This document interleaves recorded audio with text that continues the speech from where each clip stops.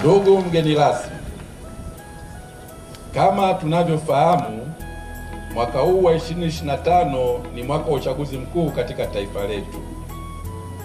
Uchaguzi wa viongozi ni jambo lenye uzito mkubwa katika kuamua mustakabali wa ustawi, amani, usalama, uhuru na ulinzi wa rasilimali za taifa letu. Kutokana na uzito wa zoezi hili la uchaguzi, sisi maaskofu tunapenda kutoa wito kwa waumini na watu wenye mapenzi mema kama ifuatavyo. Kwanza, tunaomba waamini na watu wote wenye mapenzi mema tufanye sala na maombi maalum kwa ajili ya kuliombea taifa letu amani, umoja na mshikamano wa kindugu. Tunahitaji sana tunu hizo katika taifa letu ili tuweze kuendelea kuishi kama familia moja. Pia tumwombe Mwenyezi Mungu atujalie kupata viongozi bora, wenye uwezo, waadilifu na wacha Mungu.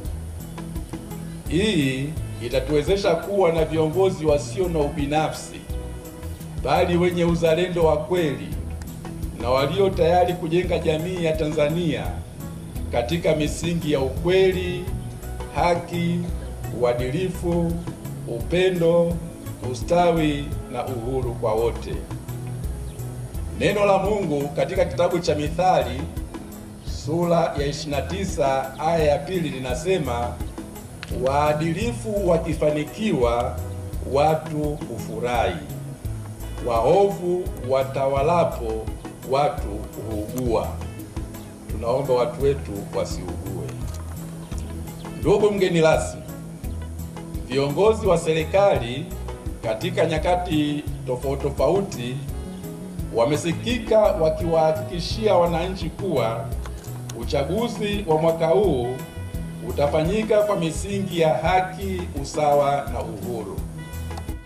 Tunaomba kauli hizi nzuri na za kutia moyo za viongozi wetu zionekane kwenye matendo.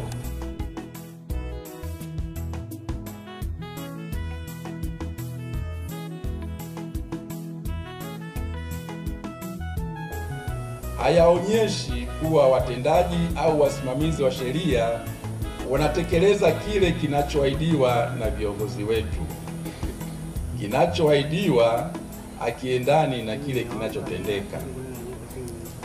Ndugu mgeni rasmi, kwa muda mrefu kumekuwa na sauti zinazotaka katiba na sheria zinazosimamia uchaguzi katika nchi yetu zifanyiwe marekebisho au maboresho ili ziendane na hali halisi ya demokrasia ya vyama vingi katika nchi yetu. Inavyoonekana ni kuwa wanaonufaika na mapungufu yaliyomo katika sheria za sasa hawana haraka ya kufanya maboresho hayo, na wale